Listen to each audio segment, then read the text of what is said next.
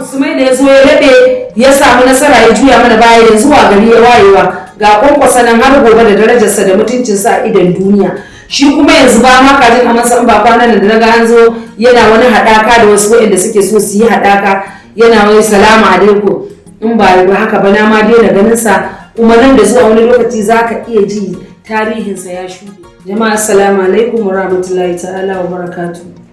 Ina yawa kowa fatan alkhairi abinda yake tafi da ni wannan kafar sadarwa saboda rumors da ake ta yadawa na maganar cewa wasu suna ganin cewa saboda kawo Sumaila Kabiru Alasarrin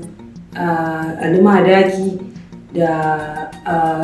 Abdullahi Rogo sun yi group sun fita suke ganin cewa kamar wai suna ganin barazana ce balahira ce a gare mu 2027. To alfarman manzon Allah sallallahu alaihi wasallama sai dai su karye za su karye kansu da kansu sun ma kuma karye kansu da kansu. Already mu dama tuni mun sani suna munafunta tsarinmu suna annamimanta tsarinmu kamar na ji a rediyo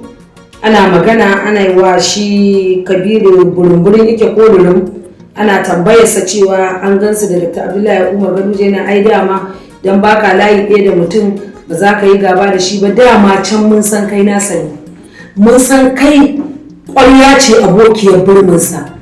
dama tsangwamarka da aka yi ya fita daga tsarinka ba zai baka takara ba wannan ce ta sa ka shigo cikinmu ko da ka shigo jam'iyyar NNPP mun san yadda ka rinka tafiyar dungu don ba komai ake yi ake ganin ka ba kawai ka zo ne ka ɗaukan mana ƙwallo ka ci ƙwallonmu ka je ka biya wa kanka bukata to Allah baya bacci ko gyangyaɗi baya yi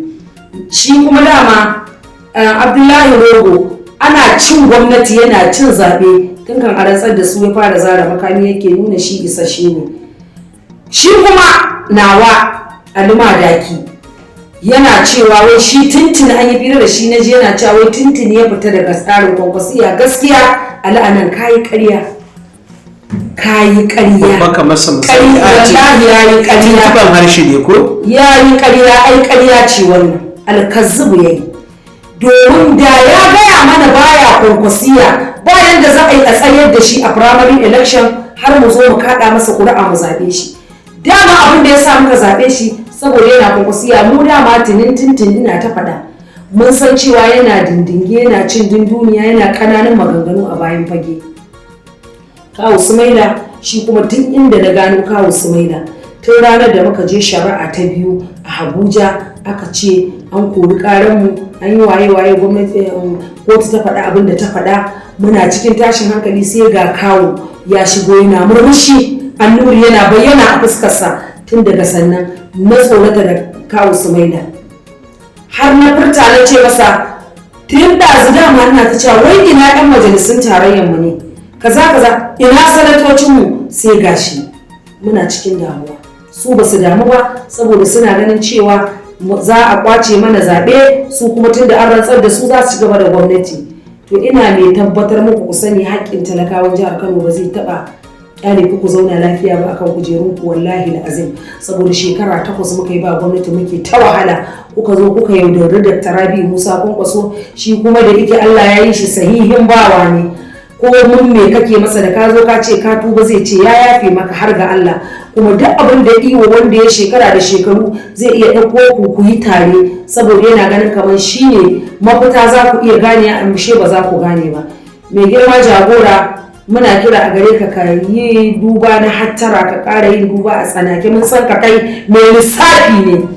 amma daga yanzu duk mutumin da aka san cewa ba na Allah bane ko ya dawo ya ce ziyabi to a san irin a makwafin da za a ajiye shi. Hajiya Buntutu wai ina makomar ɗin da ake za ku koma jam'iyyar APC ina aka kwana. To ai jam'iyyar APC in ma za mu koma ba wanda ya sai hana mu koma in kuma ba za mu koma ba wanda ya sai hana mu yi siyasa. Domin duk abin da Madugu ya ce ni shi zamu kuma kada a manta Dr. Rabi Musa Kwankwason nan dai shine ginshiki wanda aka kafa maja aka yi jam'iyyar APC da shi aka haife ta aka yanke mata cibi aka yi mata riga da wando aka yi bikin sunanta saboda gungun munafukai da annamimai waɗanda suka shiga tsakanin mai girma jagora da Rabi Musa Kwankwaso da shugaban ƙasa ko kuma shi ma shugaban ƙasan dama baya ƙaunarsa dama shi ma da wani kulli don ya ci zaɓe ne irin nasu shi kawu sumai da ya zo ya daɗe ya samu nasara ya juya mana baya yanzu a gari ya wayewa ga kwankwasa nan har gobe da darajarsa da mutuncinsa a idan duniya.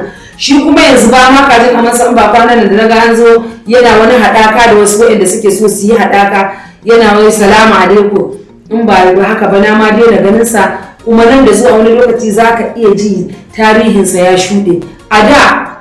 ko shuna ka da baki ice a zaɓe ka za a zaɓe ka yanzu ko goyo ka Buhari ba za a zaɓe ka.